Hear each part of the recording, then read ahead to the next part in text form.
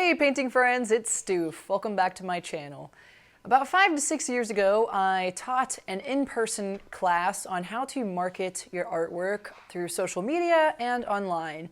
Now we're in Q4 of 2025. I was asked once again to teach this class in person, so I taught the class. However, I had to update absolutely everything from my initial presentation because everything has changed in social media. The algorithms, what is socially acceptable to post for marketing your artwork, ways to market your artwork, all have changed online. So this presentation is fresh, it's new, and it is relevant to 2025 and probably will still be relevant for 2026 as well. The main reason I wanted to put this presentation together and give it to you guys for free on YouTube is because at one point in my life I was stuck in the corporate world doing environmental consulting and I started to really hate it. And now I am happy and free and I do art full-time and I make more money than I did as a geologist. So I want the same thing for you guys and that's why I'm here today. I want to give you some tips for marketing your art so that hopefully one day that can be your main source of income if that's your goal. If your goal is just to make a few extra bucks on the side, this presentation will be helpful for you as well. All right, let's dive into my PowerPoint presentation. I'm gonna have that taking up most of the screen, and you can see me in this little corner as I'm talking through the slideshow presentation. Also, if you are not subscribed to this channel yet, please consider subscribing. I post painting tutorials on here and monthly vlogs talking about art business related stuff, what I've been up to, new paintings that are available, and stuff like that. All right guys, let's start our presentation of how to market your artwork online and through social media. My name is Steph Moraca. If you've been following this YouTube channel, you probably know me more as Stoof. That is my nickname, and that is how I decided to brand my YouTube channel. That's how I branded my business as a whole in the beginning, and for now, this is just where my YouTube channel is. And we're gonna talk about branding later in this video. But just to give you a little introduction, I'm Steph Moraca, or Stoof. I'm a contemporary realism landscape painter. I am a full-time artist. I enjoy painting subject matter related to landscapes, nature, things like that. I paint a lot of different golf courses and national parks are the two big things. I used to focus more on the golf course landscape paintings, and that was pretty successful in that niche area, but now I focus more on national park landscapes just because it's a little bit more relevant to where I am in my life right now. I haven't been out golfing quite as much, so I haven't had as much reference material for golf course landscapes, but I have been traveling to national parks. I've been doing lots of hiking, and I am doing some plein air painting in national parks as well. One of my bucket list goals is to visit all 63 US national parks, and I'm more than halfway done with that goal. So that's kind of where my focus is at the moment. In addition to painting national parks and golf course landscapes, I have a whole other stream of income, and that is live wedding painting. So I will go out to a wedding and I will paint live for the couple and all of their guests. And I do about 20 to 30 of those in a year. So that's actually the largest part of my income. So I've been painting for about 23 years. Now I'm 35 years old, but for the past 7 years, I've been doing art full time. I graduated from the University of Pittsburgh with 2 degrees. I have a degree in art and a degree in geology. And for the first 5 years out of college, I worked as a field geologist for a couple different environmental consulting firms. I did some oil and gas geotech work. The time in hotels was really adding up, so I just started to really dislike my job after a while and talked to my husband, and we talked it out and decided that I would be able to leave that job and do art full time if I could build up that business. So I started out by just painting in my spare time in hotel rooms after doing field work. Things slowly were building up, and then after about 10 months of doing that, I was able to leave geology and do art full time. I want to just sprinkle that in there. I was not making very much money at first when I left geology to do art full time. I took a massive pay cut, but I needed more time to be able to build up my business. And I realized that that is a huge struggle for you. If you currently have a full-time job and you want to do art full time, it is not easy to make that jump. So I just want to put that out there. It is not sunshine and rainbows and super easy to just be like, I'm going to be a full-time artist tomorrow, you know? Anyway, bringing me back on subject, you can see a picture of me back when I was doing geology work with my little hard hat on, and then you can see a picture of the painting Stoof banner with a little bit of my artwork up at a booth. That was one of my first little trial and error things with my art business. I did a lot of trial and error the first few years, just trying to figure out my niche, figure out what worked for me, what routes of income were going to be the most successful. And you have to do that in your art business. You can't just be like, I'm doing this and I'm sticking to this if you want to be successful financially. I was trying to market and sell my artwork at local craft shows, and the price point that I was putting my artwork at was not really fitting in with that market, and the people there shopping weren't interested in original paintings. They were more interested in crafts. We're going to talk about your niche and your brand and all that stuff later on in this presentation. But for the next slide, as an artist, you have many roles that have nothing to do with creating art at all. You are the creator, you're the marketing manager, you are your own accountant, unless you get to hire an accountant later on. You are the customer service representative, you are the HR person if you have other people working with you in your business. By the end of today's class, my goal is to help you improve on being your own marketing manager. And in order to do that, you need to have a good understanding of who your target market is. So by reaching these people, you are hopefully going to be able to sell more art. In addition to talking about finding your target market, I'm going to talk about different forms of social media and how to market your artwork on these different platforms. I'm also going to give you some tips for making your brand more obvious, which will also help you to be more successful in sales.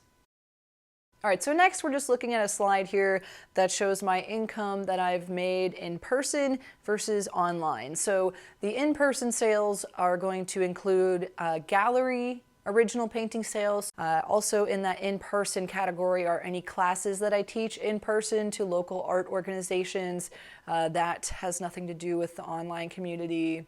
And any live event paintings that were booked through word of mouth, so by handing out business cards and getting a call to book the event, those were in that in-person category. So if you take a look at this pie chart, over 90% of my income is generated online. So that brings us to our next slide, which does a full breakdown of my routes of income. They're all somehow connected to the online or social media areas. So first thing we're looking at here is my largest chunk of income comes from live event painting. That's about 71% of my income. Most of those people find me online. They fill out a form on my website, and then I reach out to them via email, and then we get the ball rolling from there. The next little slice of the pie there on the left side is about 4% of my income comes from print sales. So I sell prints of my artwork online. I only do open edition prints. Some artists will put together a limited edition of numbered prints that they'll sign and date. I do not do that. I just do open edition, so anybody can order a print of my artwork whenever they want. There's not like a limited number that's out there. So the open edition prints, I have 3 print to order websites that I use at the moment. I'm going to talk about print to order websites further on in this presentation. In addition to print sales, that 4% also includes licensing my artwork. So currently licensing my art is just a very small amount of in the past year, I have licensed images to be used for school books. I have also licensed this painting of Pebble Beach on the next slide here. This painting was licensed out to be used in the background of one of the scenes of the show called The Lowdown, which is coming to FX later in September this month. So keep an eye out for that. If you see this painting in the background, be like, hey, I know, that's Steph's painting. Licensing hasn't made a whole lot of income for me. I know there is a huge market for licensing your art, so keep an open mind about that. I just haven't dedicated a whole lot of time to that because live event painting takes up a lot of my time because it generates most of my income at the time. Moving up on that pie chart there, about 14% of my income comes from commissions. So commissions are when I create a painting that a client will email me asking me to paint something for them. Usually it's like a pet portrait or a landscape of a golf course that they visited that they want up on their wall, or it's like a family portrait or something like that. So they email me photos that they want me to paint, and then I ask them questions about like how they want it cropped, do they want me to change anything from the photo in the painting, stuff like that. And then I'll create the painting for them and then ship it to them to keep. So commissions were about 14% of my income, and people reach out to me about commissions on Instagram. I also have a page on my website for commissions where people can fill out a form. So most of the requests come directly from my website. So moving up again on the pie chart here, another small slice of my income comes from original painting sales. So that includes original paintings that have sold from people asking me on Instagram, from people buying paintings directly on my website, from buying paintings that I have on online art galleries, and things like that. And I'm going to talk about that more further on in the presentation as well. Selling original art is a great way to generate income. I haven't generated as many original paintings in the past year because I had a baby last November, so that's probably why that slice of income is a little smaller this year compared to past years. The little orange slice is original paintings that sold from people visiting my website or newsletter, so that's a pretty small chunk there. And then the light blue slice to the right of the orange slice is original paintings that sold in the art gallery, so those are sales that are not online, those are sales in person. The next slice to the right of that is a small little sliver. That's just ad revenue that I make on my YouTube channel, so that is a really small chunk of my income. I mostly use this YouTube channel for creating painting tutorials, and therefore I don't get a lot of original painting sales or live painting requests or anything like that from YouTube. Most of my YouTube income is just people that watch the painting tutorials, and then I get ad revenue from those. And finally, the smallest sliver of my income is teaching in-person classes. I teach 2 to 3 in-person classes a year, and I make less than $1,000 on each of those. So that's a pretty small chunk of my income. So as you just saw from that pie chart slide, I would not be very financially successful if I did not have the internet and social media to market my artwork. Also, very little of this income would have been possible if I didn't find my niche audiences to market my art to. I don't want like cheap to be a word associated with my brand. I don't want like flimsy or like bad communicator. Like those are words that don't have anything to do with my brand. And that brings us to our next slide, which is finding your niche and your brand. So your niche is the specific audience within a larger market. So we're looking at the art market as a whole here, people that are buying art. Your niche is a smaller group within this larger market. So my niche for national park paintings generally is people that have disposable income that enjoy visiting our national parks. Pretty simple, but it really narrows down that group of people interested in buying art to people that visit national parks, have extra money that they can throw to buy original paintings of national parks. Your brand is all about you, and it's what you can do to have a distinct identity, personality, and create a perception of your business in the market. So for example, I like to be known as a national park artist. In addition to being a national park artist, I want my brand to look expensive. Quality is another word I want to be associated with my brand. So things I can do to make my brand more obvious to my market is post Instagram pictures and stories about how I very neatly package and safely wrap my paintings to ship to clients. Maybe some posts of me on a hike to do some plein air painting in a national park. On my website, the fonts that I use and the images that I choose all help to show my brand. This next slide is a little brand comparison exercise.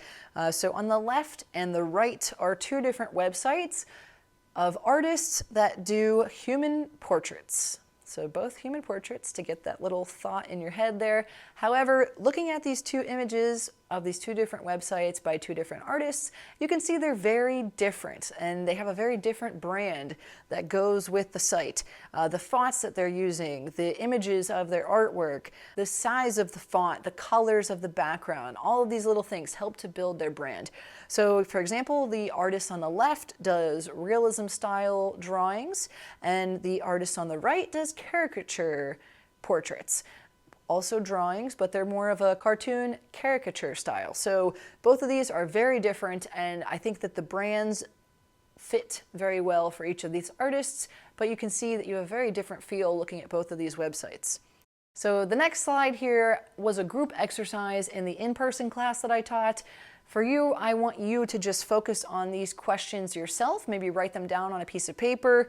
Number one is, what is your brand? Do you have a clear, obvious thought of what your brand is, and do other people see the same thing that you see?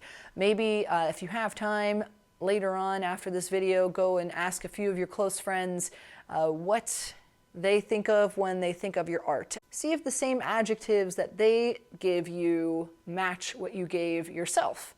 And if they don't match, then maybe you need to reconsider how you're branding your art.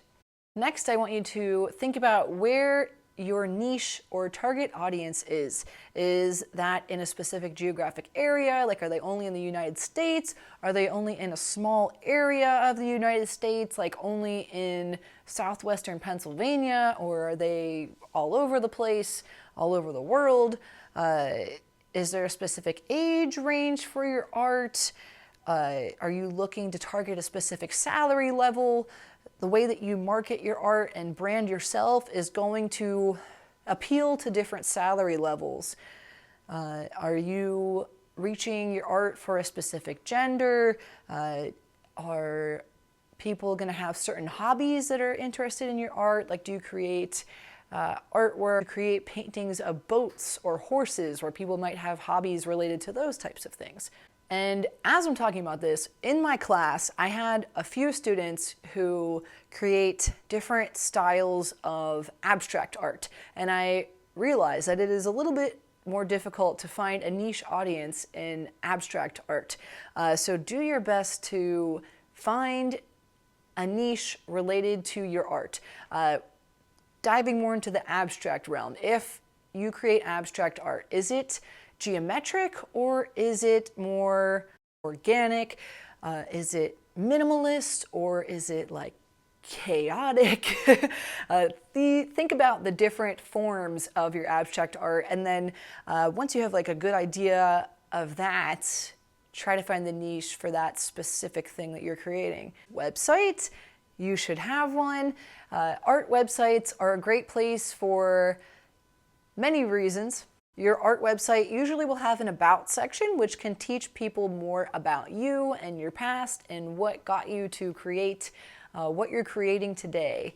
It also is a great place to showcase your portfolio to clients, to other professionals in the industry. It's a great place to list your CV, or list of exhibitions is more like what I have on my website. Your website can be a place where clients go to directly purchase your artwork. It's also a great spot to share testimonials and positive reviews of your art and purchases, people that have worked with you in the past. And it's usually a good spot for people to contact you directly. So if they have a commission request, if they're interested in a piece, or want to make an offer on something, without an art website, it just makes it a little bit more complicated for people to have a spot to find you and find all this information about you. So here is a slide of my art website.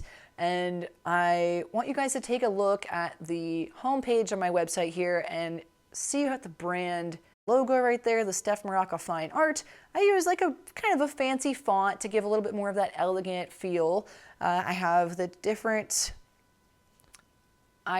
image of one of my paintings of vernal fall in Yosemite National Park.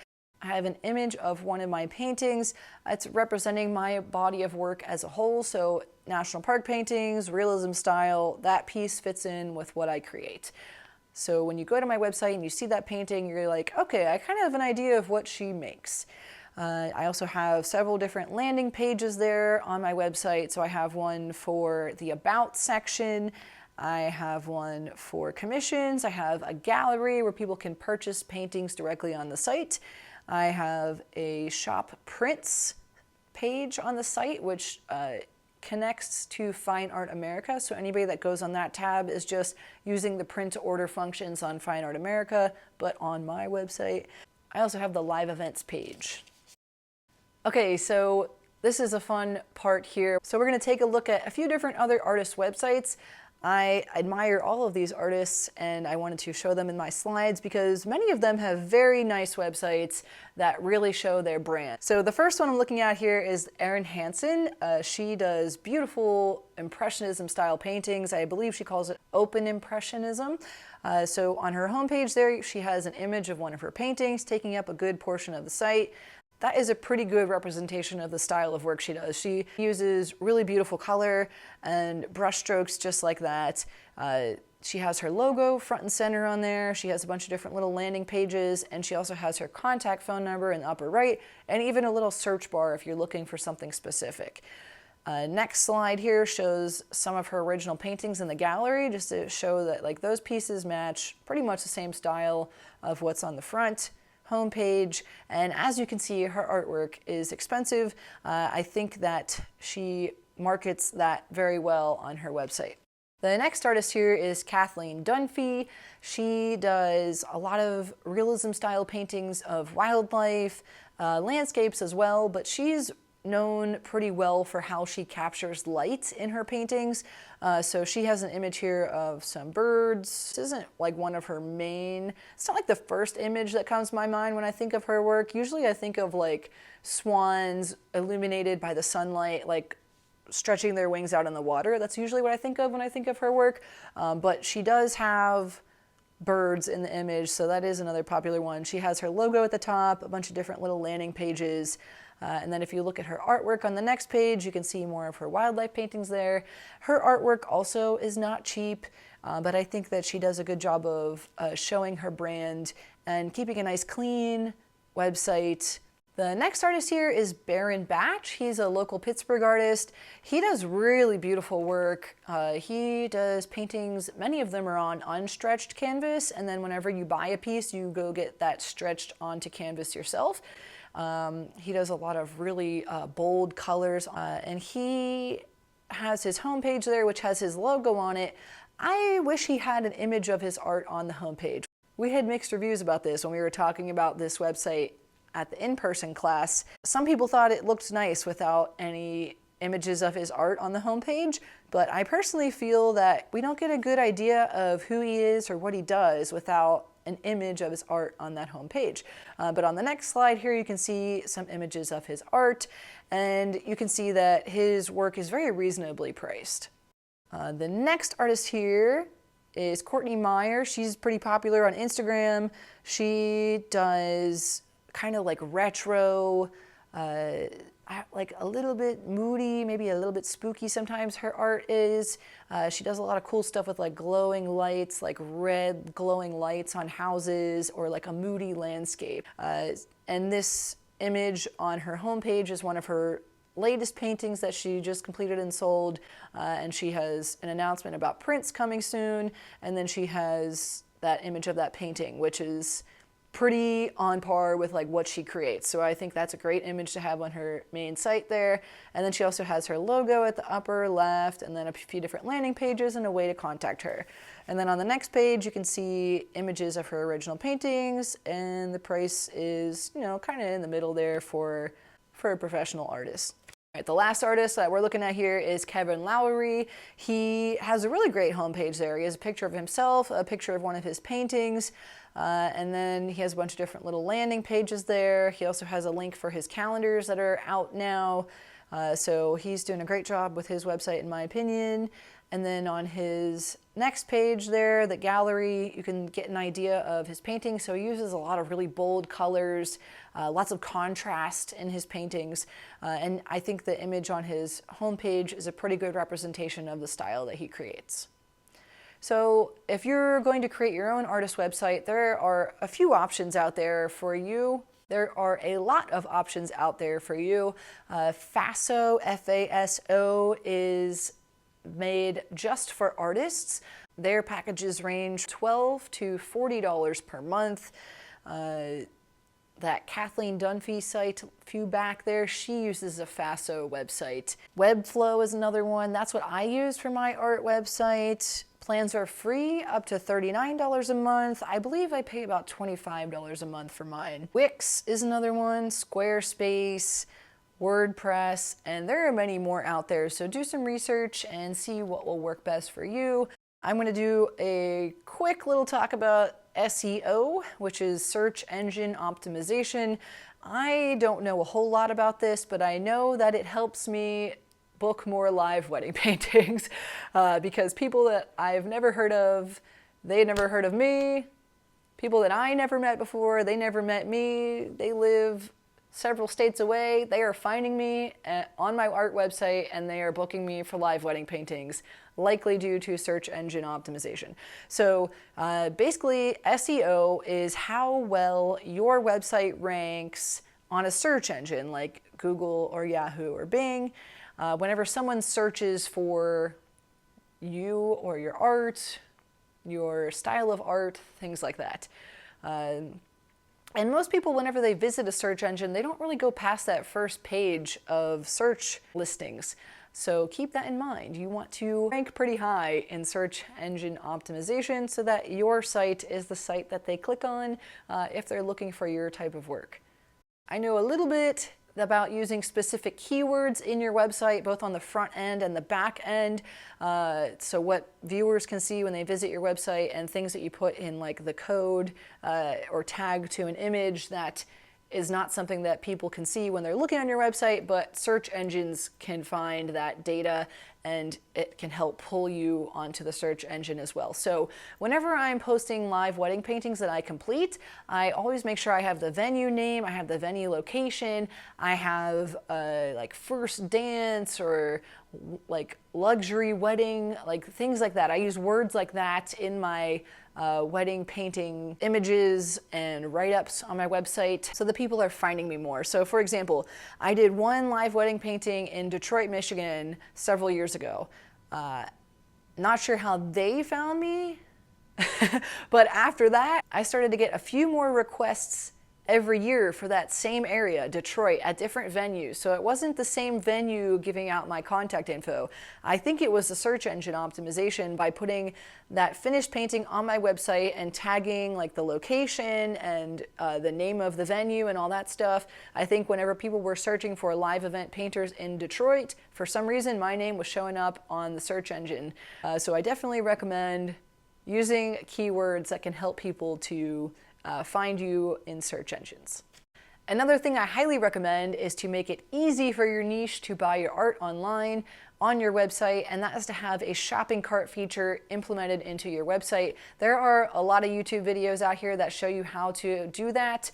I use Shopify. I actually watched YouTube videos about how to add a Shopify shopping cart feature into my website so that people can just click on a painting in my online gallery, add to cart, and they can buy it.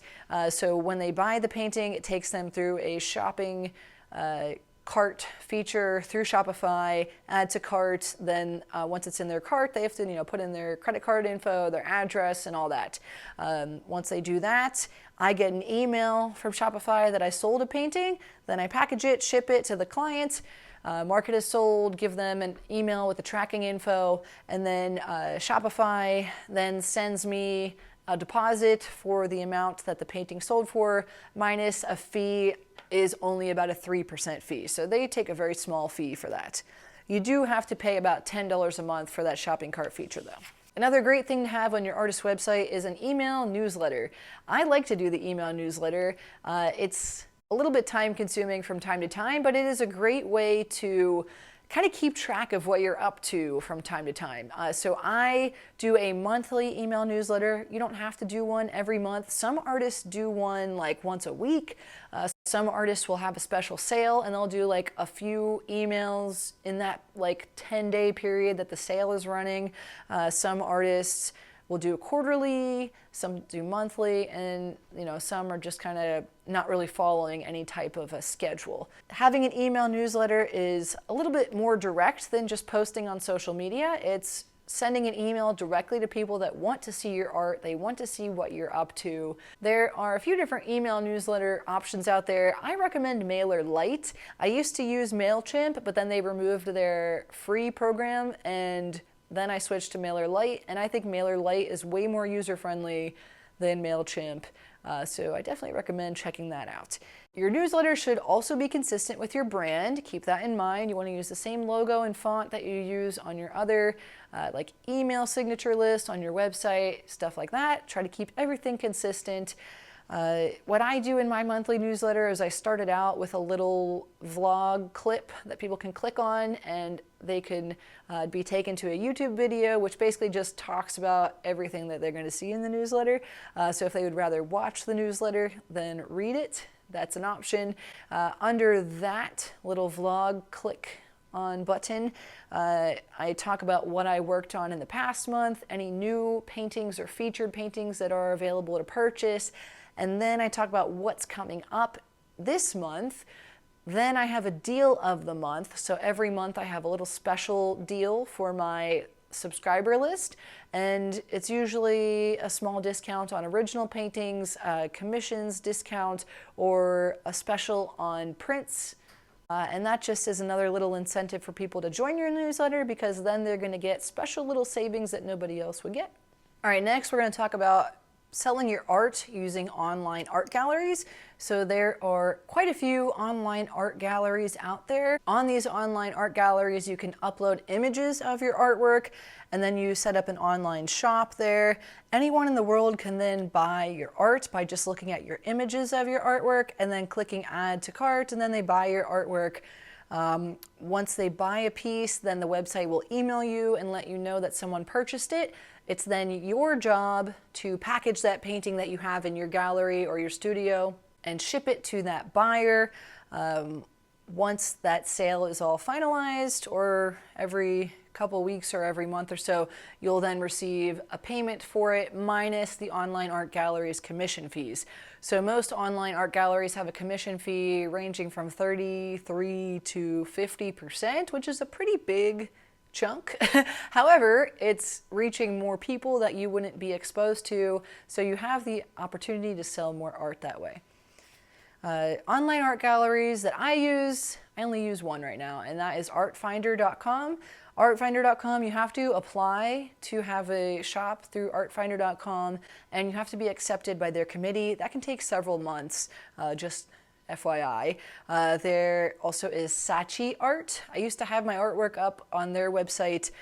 Anyone can do it, and it's free. You just have to upload photo ID so they know you're a real person.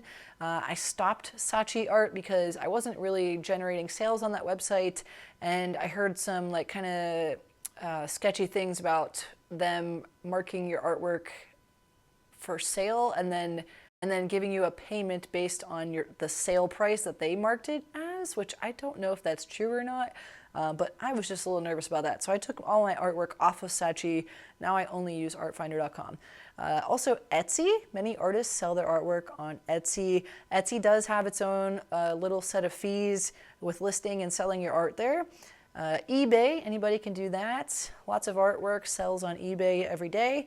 Artsy is another one. You have to be with a gallery that is partnered with Artsy though for you to be able to use that. Singulart is another one, kind of like Artfinder, where you have to have an application sent to them and then they'll approve or disapprove. And then Artplode. I haven't tried that one, but I did look it up and it exists.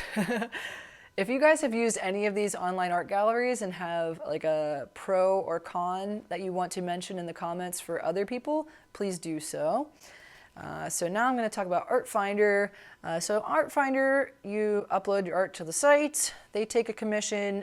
The commission varies depending on your package that you have with them, your subscription plan.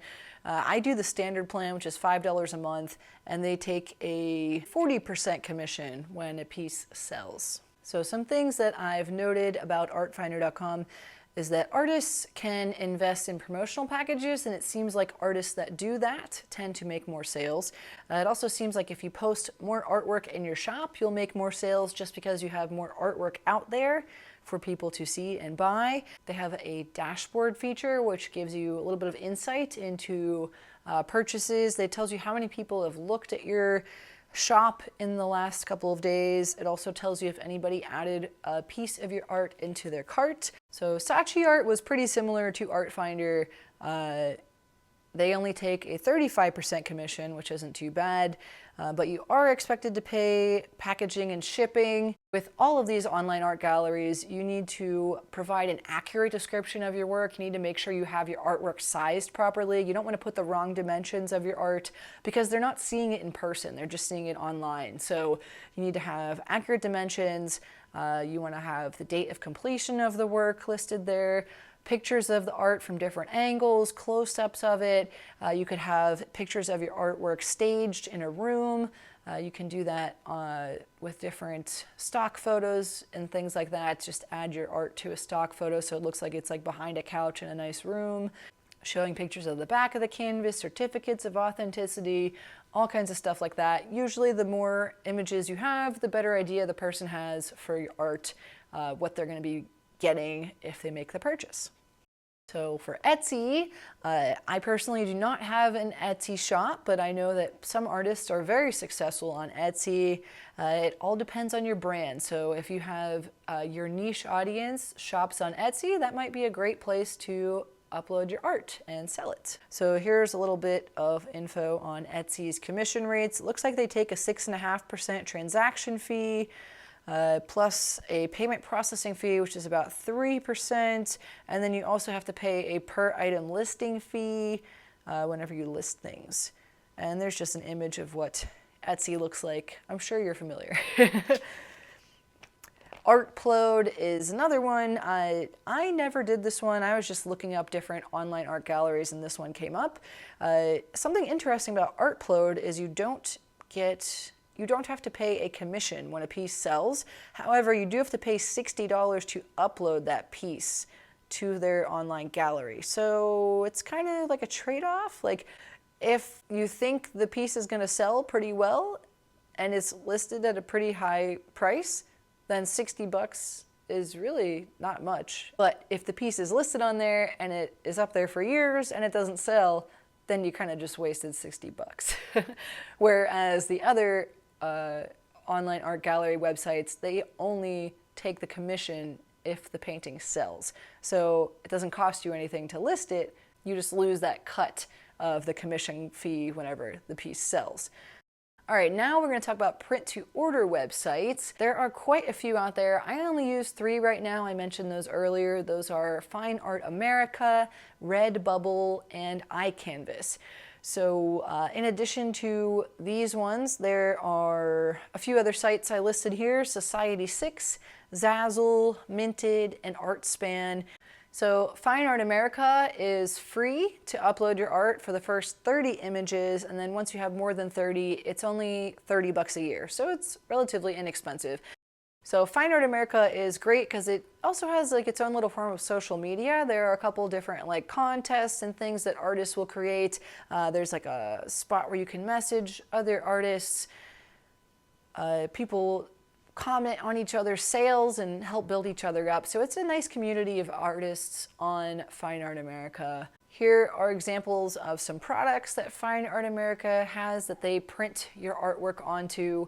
They do a great job printing your artwork onto like acid-free papers, on poster paper. They can print on canvas, they can print now on metal or glass. I haven't personally ordered metal prints or glass prints yet, but I've heard good things.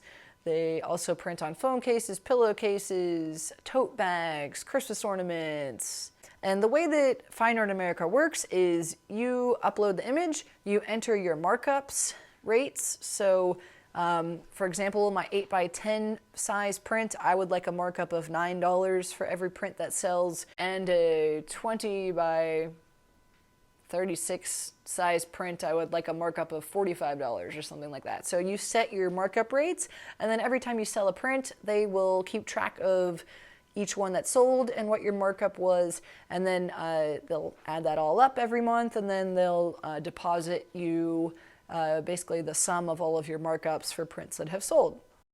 If you are selling prints on print to order websites, you don't have to do any work after you upload that image and say what your markup rates are going to be. They handle the printing whenever someone orders a print. They handle the printing and the packaging and the shipping. You don't even know the person's name. You know where it went to. On Fine Art America, it tells you the area, like the city and the state that the print went to, but you don't find like the direct buyer's contact information or anything like that. So very little work on your end once that artwork image is uploaded.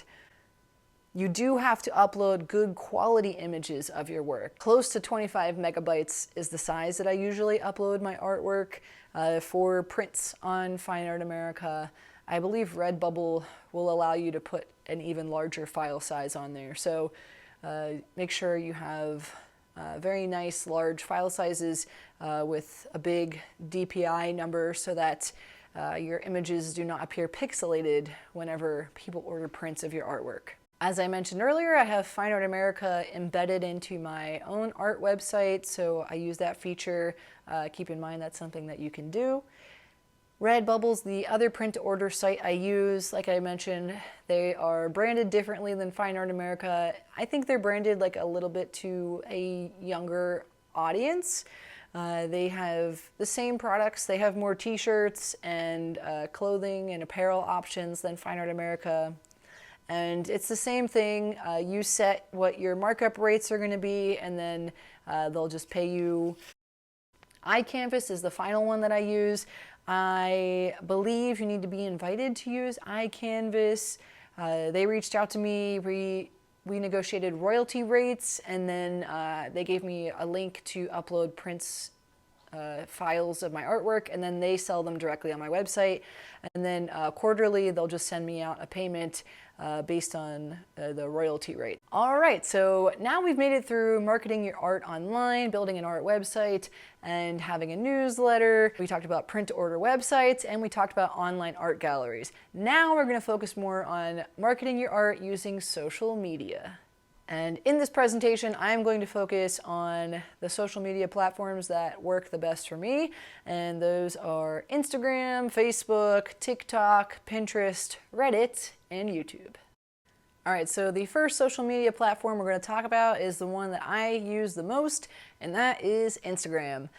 So Instagram is an app where people can scroll through their feed of images and videos that are from accounts that they follow and accounts that are recommended to them to see through Instagram's algorithm. Users can like, comment, save to archive, or send posts to other users on Instagram. You may include links to your website on Instagram, in your profile, and in stories that you post. Stories are things that pop up at the top of the feed there, and they go away after 24 hours. In general, having more followers on Instagram means you're going to have more traffic to your page, and in general, more engagement, more people seeing your posts, more people buying your artwork. So if you are going to market your artwork on Instagram, you need to set up an Instagram business account. So in your settings on Instagram, there's a little toggle in there to turn it into a business account.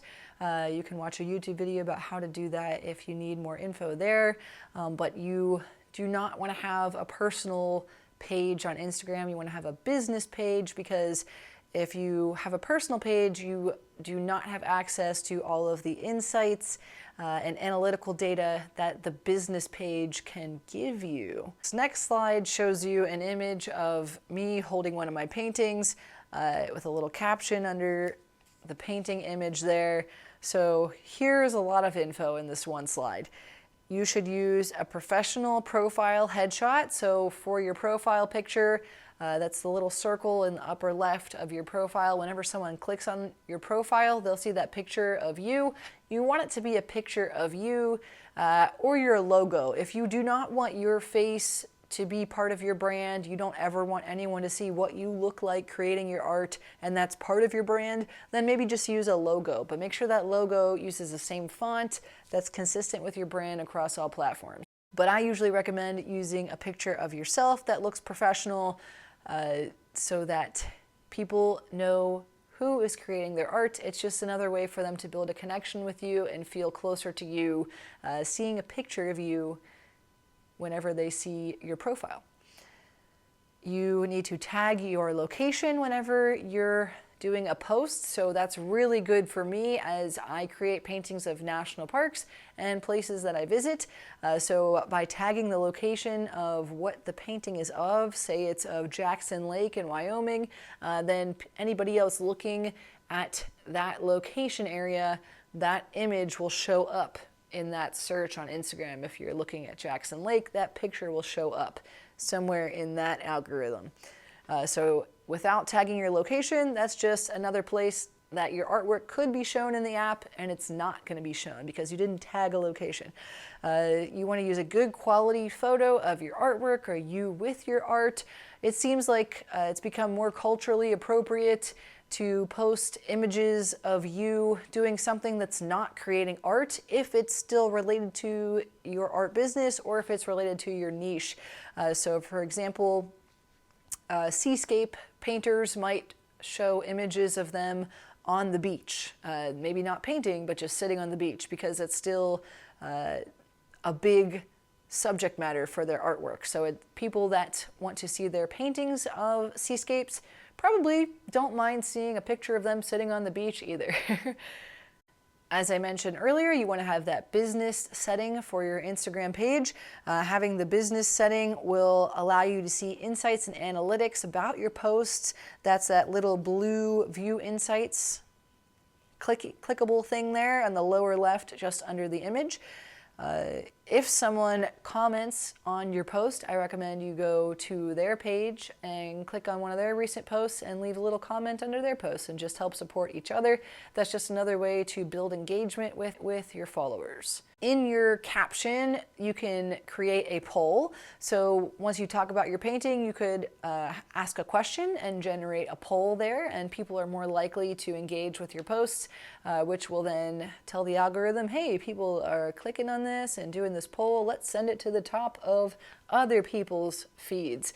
So having a poll can be helpful, or asking a question or something that's going to engage your audience and get them to want to comment or somehow otherwise interact with your post. You also can use hashtags and keywords in your post. That'll help with the algorithm. Hashtags aren't quite as important as they were in like 2018 on Instagram, but I do still think that the hashtags are helpful, especially if you're doing a hashtag for a word that's not already in your caption, because it's just another keyword that the algorithm can see to help promote it and put it on the feeds of your niche audience. Also not in this picture, but very important on Instagram today, is to use trending audio. So whenever you go to upload a post now or upload a reel on Instagram, there's options to add audio to that post. And if you click on the Add Audio tab, you'll see a few different tabs at the top there in that Add Audio section. There's a For You one, so that's what it thinks you'll like to add on that post. There's a trending section, so those are audio clips that are trending up or down. You want to use some that are trending up at the time. Make sure you give a little listen to those audio tracks before just adding the top one to your post, because it could be like a rap song with profanity that has nothing to do with your very classy painting. That's just like, not your brand at all. So try to use trending audio that still matches with your brand. In your profile page on the About section, you get to write a little write-up about yourself there. I recommend keeping it short and sweet. So I think mine says like landscape painter, live event painter, stuff like that. So the main things that you do, put that in the About You. You want to post good quality pictures and videos that stay on brand. You don't want to have like shaky, bad lit videos as reels unless that's like part of your brand for some reason. Different ideas for posts. You can do some in progress shots in the studio. You can do pictures of you holding your artwork up. By including yourself in your images, you're just helping your niche to get to know you a little bit more. You also could do posts about exhibitions that your artwork is in, exciting art-related news. Next slide, we are looking here at some of my analytics from August of 2025. So you can see my top countries where my audience is coming from. You can see about how many views your posts collectively had. You can see the interaction, so that's if someone clicked on a link that you had in your post or like clicked on the post to go to your profile, different things like interacted with your post, commented on it, did something like that. What content performed the best and what content you've been posting. So there's just a lot of helpful business information that can tell you how you've been performing on Instagram and then maybe give you some insight on what you can do to increase performance, increase engagement, build your following so that you're getting more people within your niche to find you and potentially purchase your artwork. I also recommend checking your inboxes frequently on Instagram because within the last year or two, they started categorizing your messages. So you get messages from people that you follow back, and then you get messages from people that you don't follow back, but they sent you a message. And those sometimes go to your spam folder, which isn't like obvious. Like you'll have to click on a thing that'll take you to the spam folder to see that. Like hidden messages, I think it's called. So just keep that in mind and check those messages frequently, because I missed out on quite a few business opportunities because I didn't check that little hidden messages thing for like a month and a half, and I had several people asking me about live wedding paintings, and then the date had already passed, or I ended up getting booked by something else. So yeah, I lost a little bit of business that way. So just make sure you're always checking those inboxes. And this is just like my personal thoughts on pros and cons of marketing your artwork using Instagram. So pros, I like that you can schedule your posts. So that's another cool business account feature on Instagram. After you have that post uploaded and edited, before you like post it to be public, there's like a little drop down thing before you hit that post button, and one of those little options there is to schedule this post.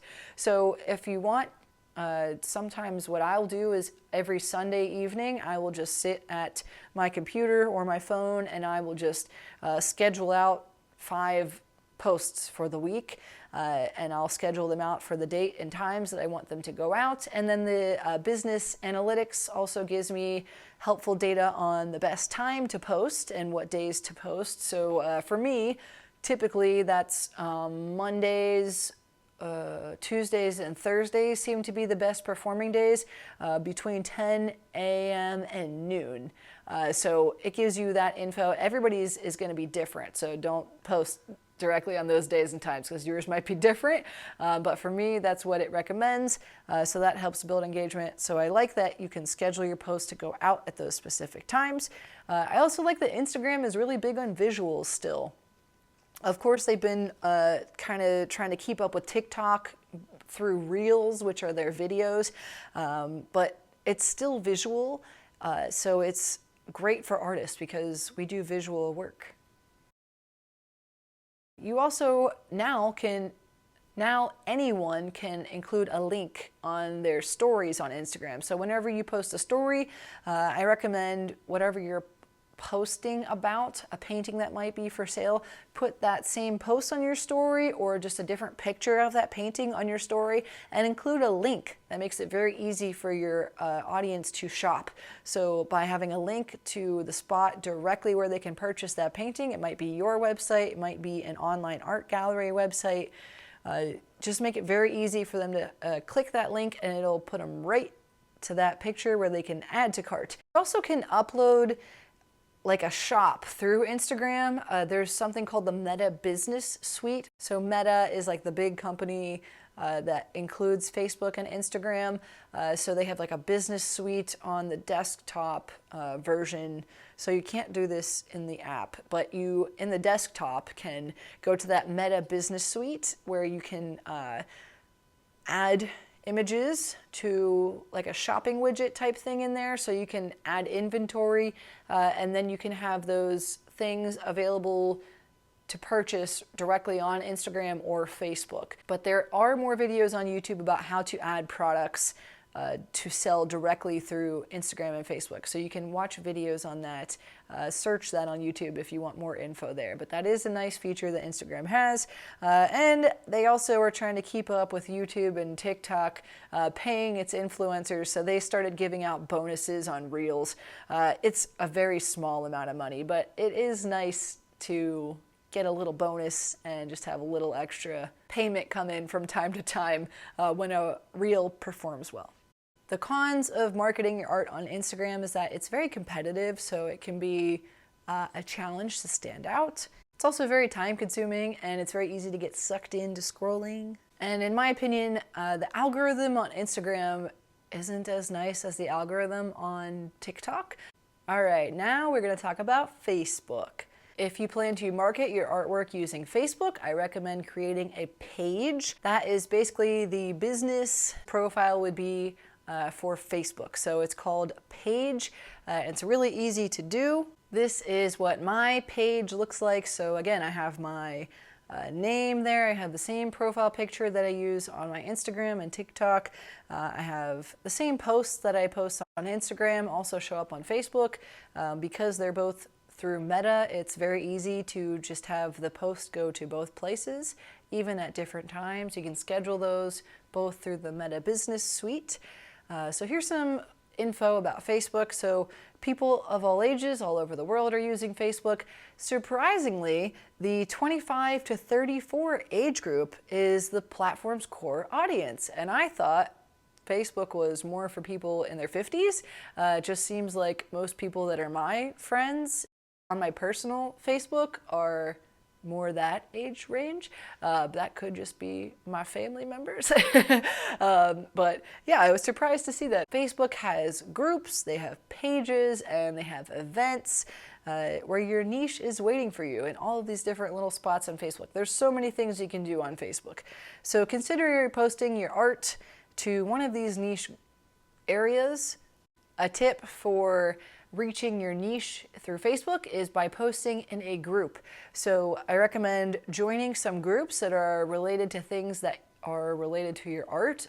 So for me, I'm in a bunch of different national park related groups. So there are 63 national parks. Many of those national parks have like an I Love Yosemite National Park group, where it's just like a group of people that all enjoy Yosemite National Park or whatever national park, and they'll post pictures of their own travels there. They'll ask questions about closures and things going on in the park, and all of these different groups on Facebook will tell you how many users are in the group, how active the groups are, and things like that. So to give you an example here, I went into the search key at the top of Facebook and I looked up I Love Rocky Mountain National Park, just to see if there was a group called that.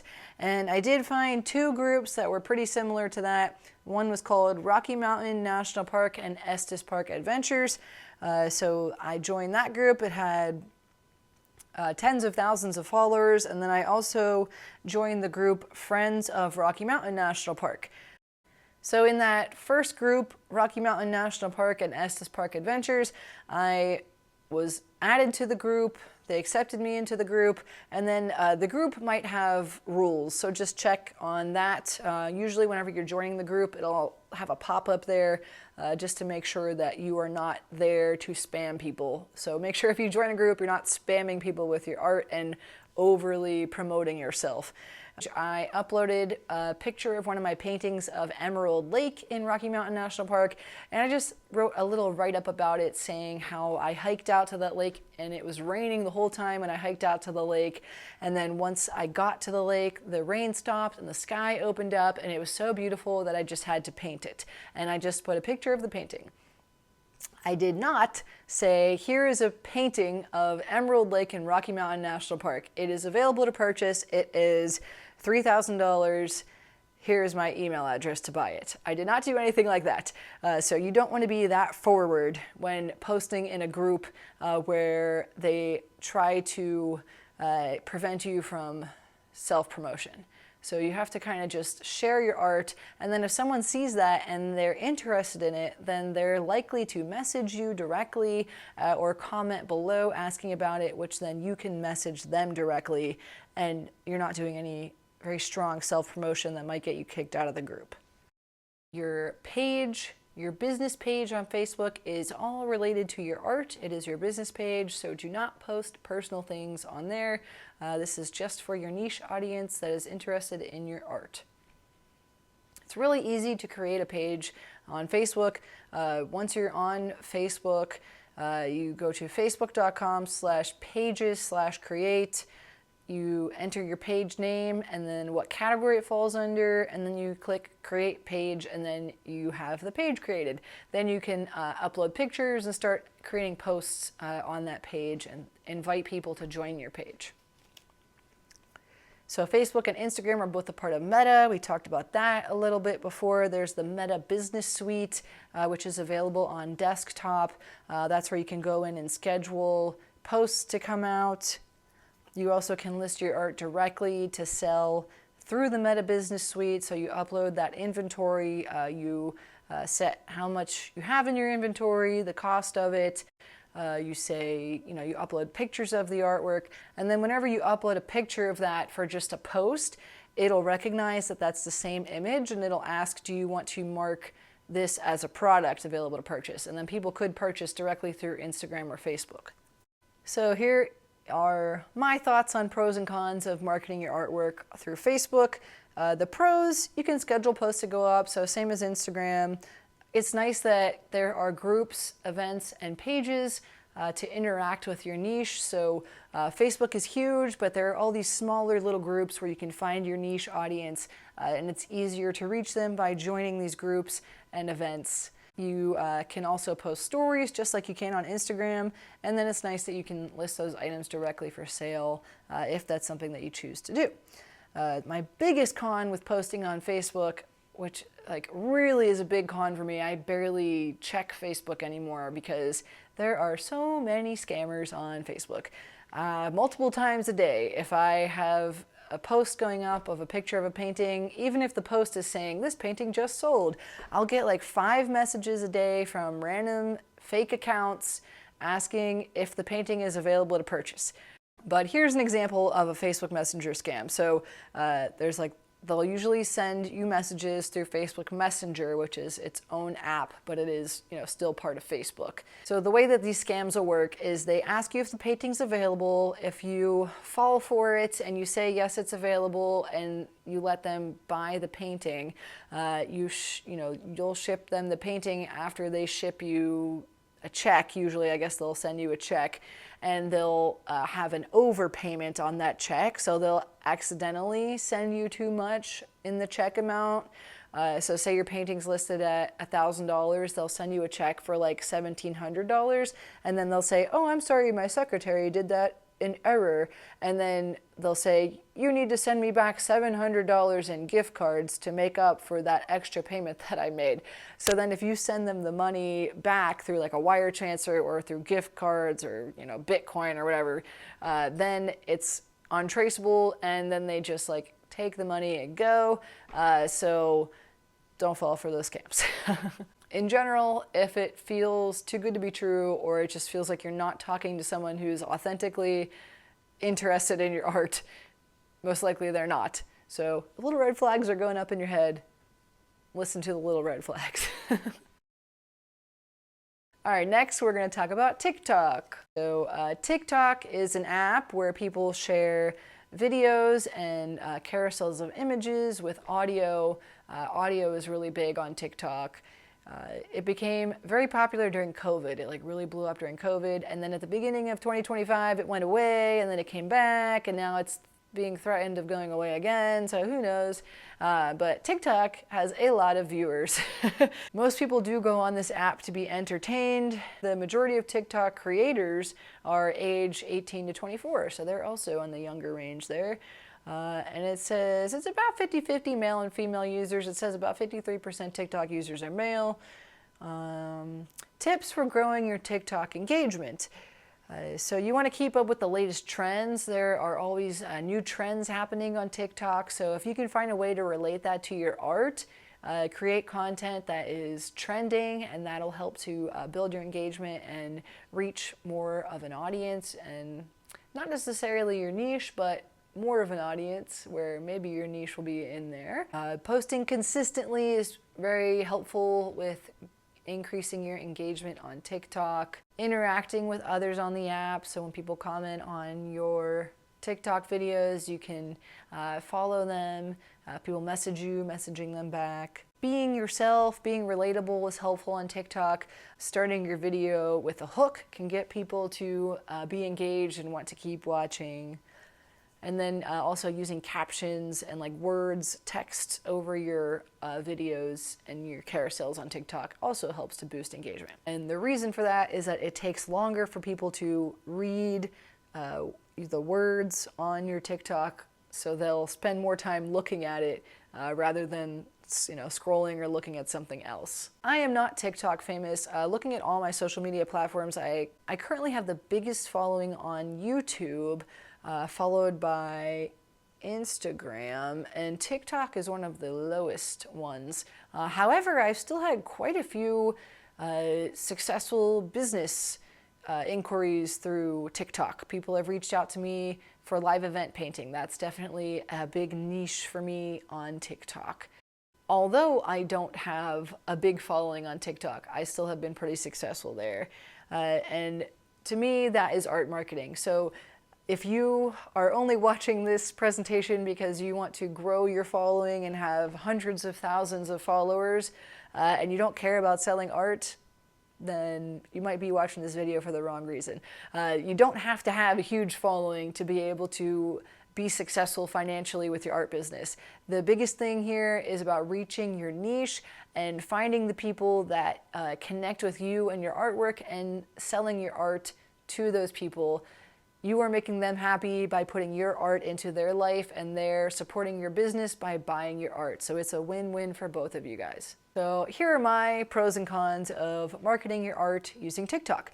So anyone can go viral on TikTok. It's one of the nice things about their algorithm. So if you have a really catchy TikTok video that you put up related to your art, it could go viral. It's not like you have to have tens of thousands of people following you to potentially go viral on TikTok. It also can be fun to keep up with current trends and post things that are trending on TikTok. And also, I think the editing features on TikTok are a little bit more user-friendly than Instagram. The cons of TikTok are that it is competitive, just like Instagram. There are a lot of content creators on TikTok, and it can be hard to stand out and get your engagement up. It also can get very easy to get sucked into the algorithm and scroll looking at other things happening without posting your business content. Another thing on TikTok is it's generally a younger demographic on TikTok. So if your target audience is 50 plus years old, TikTok may not be the best app for you to promote your artwork on. All right, now we're going to talk about Reddit.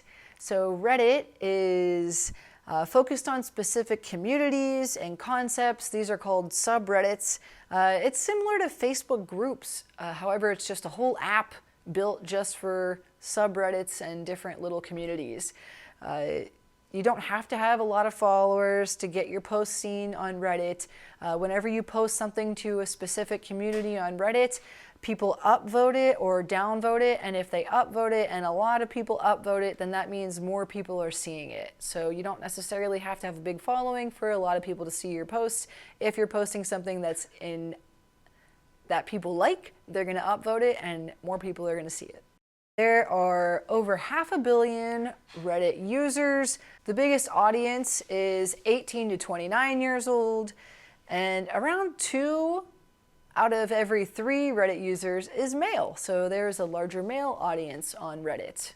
All right, so just like I mentioned before, with Facebook groups having rules, whenever you join a group, Reddit has rules. So whenever you go to post in a community on Reddit, in a little subreddit, make sure you read the rules before you post, because if you don't read those rules and you violate one of the rules, then your post is never going to go out there because the moderator is just going to be like, nope, it doesn't follow the rules, it can't be posted.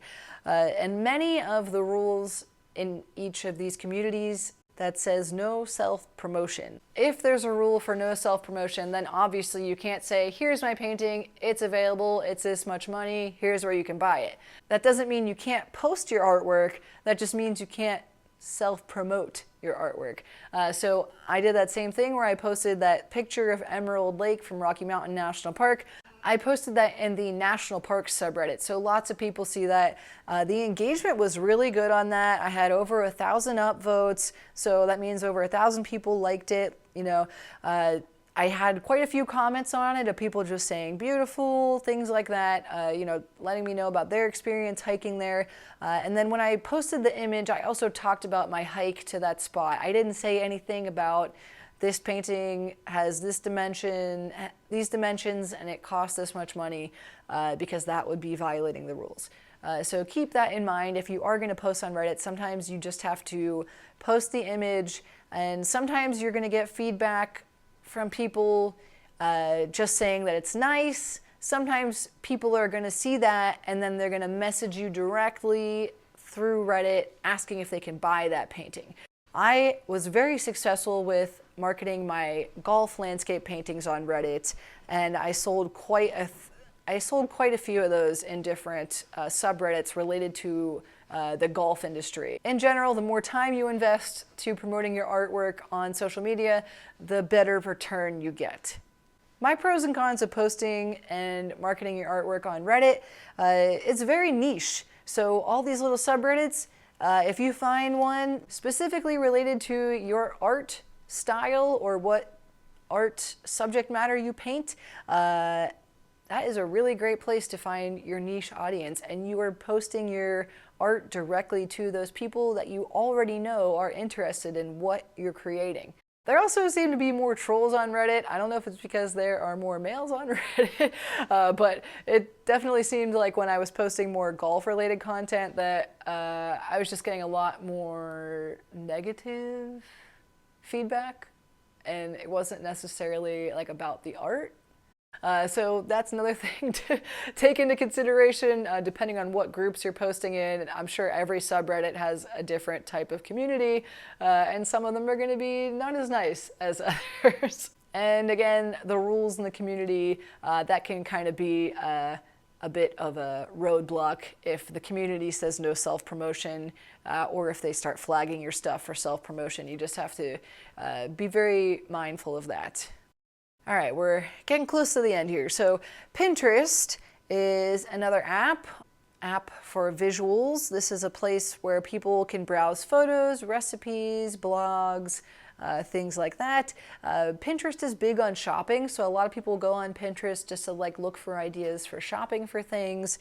So that's already very good for artwork because people can just click on your post, which can take them directly to the spot where they can purchase that artwork if that's why they're browsing Pinterest. It's really big on the visuals. Like I mentioned, you can include a link with your posts. So people create pins on Pinterest, and then you're creating your pins or your images or videos that you upload, and people will save your pins to a board. So it's like they have a big cork board with a bunch of little pins in it, and the pins are all your little pictures. This is, of course, all in the app. This is not a physical board with pins on it. So people will save your pins if they like what images you post or if it fits into something that they're interested in. My live event painting niche is all on Pinterest. A lot of people that are getting married are looking for live wedding painters or looking for ideas for things to have at their wedding. So they might be just looking up like wedding ideas, wedding inspiration, and they might come across a picture of one of my live wedding paintings, and then they might be like, ooh, that's a great idea, I want that at my wedding. So then they'll click the link, which will take them to my live event painting website, which has my packages and my pricing and a contact form. So think about what you can do with Pinterest to get people to be engaged with your art business. Are you going to be trying to sell originals? Are you going to be trying to link people to purchase prints of your artwork? There are a lot of different ways that you can earn income from your niche browsing your artwork on Pinterest. All right, the final social media platform I'm going to talk about is YouTube. And YouTube, you guys are here right now watching this. This is a place where you upload videos. You can stream live videos for your subscribers. Great for vlogging, sharing your art process. It's also great for teaching people how to do things. So I like to use YouTube for painting tutorials. So the way that I make money directly from YouTube is from ad revenue.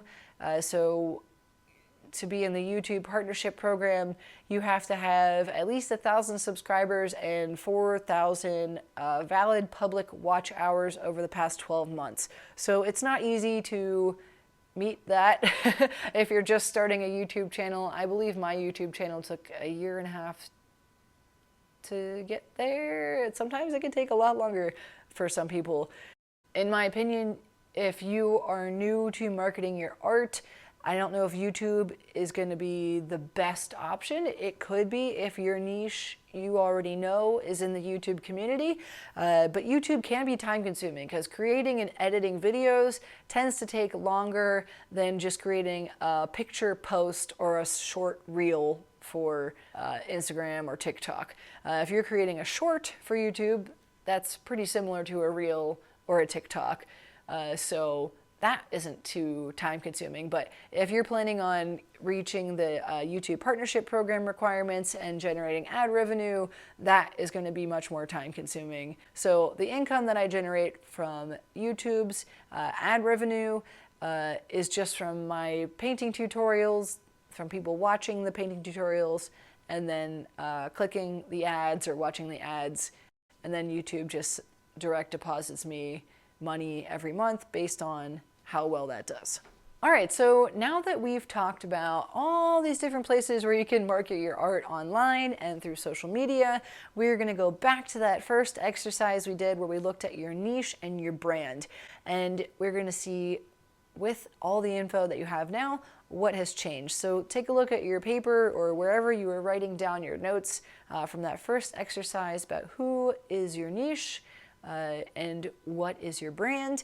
And then we are going to write down number 1, which social media platforms include most of your niche audience, and like where can you find your niche audience by using these social media platforms. Like, are you looking for specific groups on Facebook? Are you just posting on Instagram and doing keywords that your algorithm will reach specific people in your niche? Try to think about that for the first point here. Number 2, I want you to write down 3 ways that you can show your brand on each of these social media platforms. So what can you do to keep your brand consistent and let people know what you're about on these different social media platforms where you plan on marketing your art? And then once you have that done, I want you to write down 3 ideas for posts that you can make on these social media platforms to market to your niche audience. So by doing this little brainstorm activity, this is hopefully getting the gears turning for you to be able to start creating content and reaching your niche and selling more art.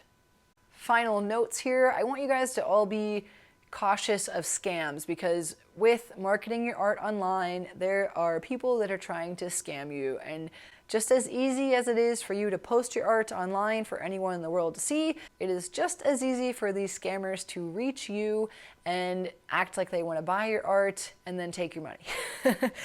So here are a couple examples of scams.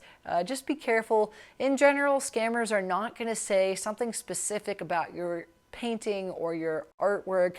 They're going to be really generic and just say they're interested in these artworks. They're going to try to rush you. It's not going to feel like a personal connection, and hopefully red flags are going up. So if that happens, just stay away from those people. If you can block them, block them. A lot of times they're just going to make another fake account and try to reach out to you anyway. But if you're not responding, hopefully they're getting the idea and they'll stop bothering you. So some more tips for marketing your artwork online and through social media. I found that being an aggressive salesperson doesn't help. Being like overly cocky doesn't help. You want to be relatable, you want to be passionate about what you're making, but you don't want to be pushy in people's faces. With all of the social media platforms we talked about, get a business profile set up. That's going to help give you more of the analytical data so that you can create posts and schedule them for the best times where you're going to get the best engagement. It's also going to help you just look back at how well things performed and maybe give you ideas for creating more of that type of content if those things are performing well. Don't expect to sell $100,000 worth of artwork in the first week by promoting on social media.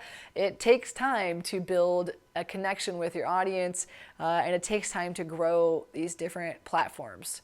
Another thing is whenever you're posting online, you are going to connect with other artists out there, and you're probably going to be like, wow, these other artists have beautiful work and they're so successful. Why can't I be like that? Don't do that to yourself because it can really dampen your spirit. It can be disheartening. So try to focus more on the positives. Posting often is going to help you.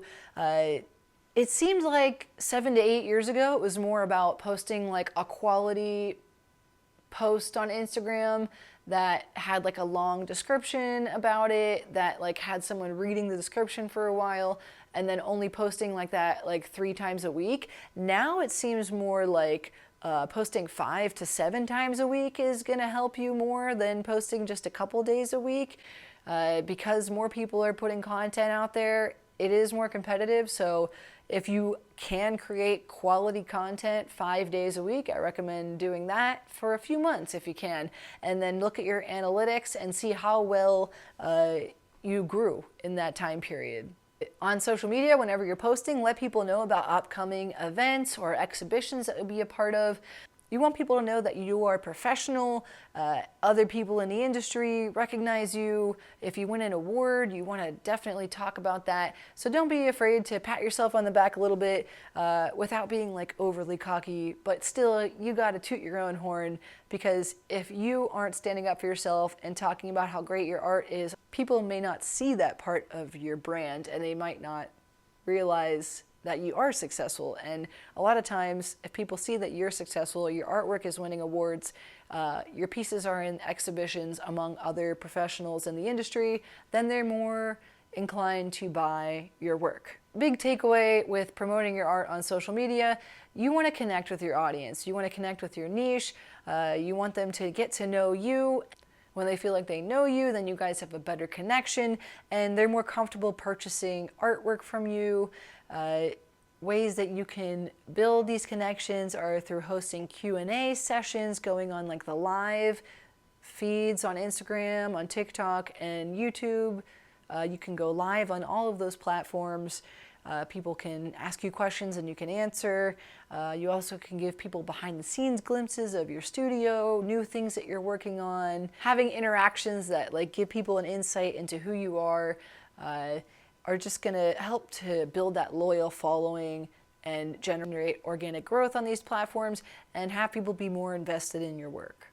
Collaborations are another way to grow your reach on social media platforms. So if you and another artist go out to do some plein air painting, or you and another artist host an exhibition, make sure you guys like tag each other in your posts and talk about each other. And then now both of your audiences are seeing your and their content, and you might, overlap and get some new subscribers or followers that way. Things that you need to get started. Hopefully after this presentation you feel motivated and ready to market your art online and through social media. To get started, you are going to need a plan. You already started that with that exercise we did about your niche and ideas for posts that you can do, but let's put together a little bit more thorough of a plan. Check out current existing artists on social media. See who's already pretty successful on these platforms in creating similar content that you create, or similar subject matters, or similar painting style. Look up artists and see how they've grown and what works well for them, and that can give you tips on what type of content you can create. Try setting like an annual goal for yourself. It doesn't have to be a financial goal. It can be if you want. Just try to keep it realistic if you can. If you want it to be more of like a growth goal, or I want to upload 50 images of paintings as prints, or I would like to reach this target audience on this platform. Like set goals like that for yourself, just that'll keep you growing. For filming my content for reels and little videos on apps, I use my iPhone camera here on a tripod. That's the setup I have right now for this video. I also have this little microphone here that can help your audio if you plan on doing voiceovers on any of your content. If you are going to be scanning your artwork to upload as prints, I recommend a scanner. I have a link for the Epson scanner that I use in the description under this video if you're interested in purchasing a professional scanner. This one scans in good quality. The tricky thing about scanning your artwork for prints is that it can only scan up to like a 9 by 12 inch section of a painting. So I'll scan different sections, I'll overlay them basically in Photoshop. I use Affinity Photo, and then I have to edit that and patch those pieces together, make sure the scan, once I have all the pieces together, looks similar in color and contrast and lighting and all that stuff to the original painting. I'll do some more editing just to make it match the original painting better, and then I can upload that for prints. So having a scanner is helpful. FedEx and UPS usually have a scanner in those businesses, so if you don't want to buy a scanner, scanners are several $100s. If you want to just spend, a couple bucks here and there whenever you finish a painting and you want to get it scanned, you can do that at FedEx. Just make sure your paintings are dry. You always want to post good quality content, so by taking good quality photos of your work, that'll help your brand and that'll help your growth.